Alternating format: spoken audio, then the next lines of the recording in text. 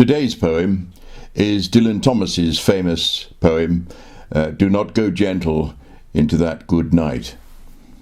It's clearly a deathbed scene in which the young man is urging the older not to succumb to death quietly. What I hadn't known was that Dylan's father was also going blind as he approached death. Hence the light was literally dying.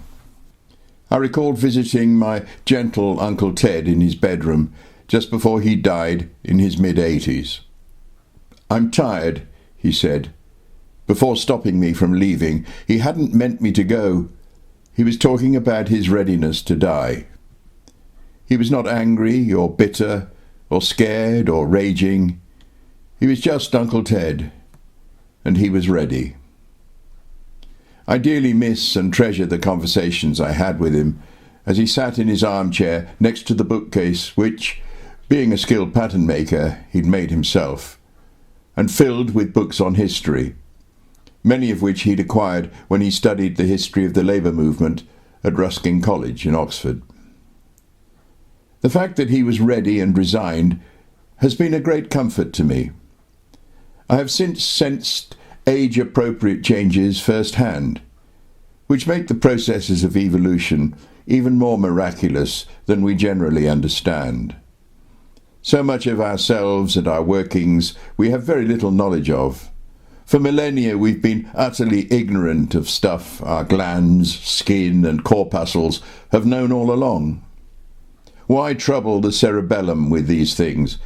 It could really cock things up. We might start taking hydrochloroquine, for example, with a little Dettol chaser, and shove bright lights up our rectum.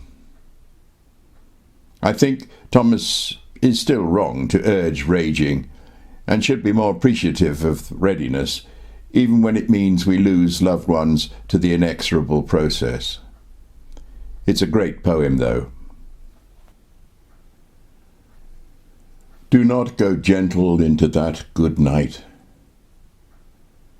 Do not go gentle into that good night.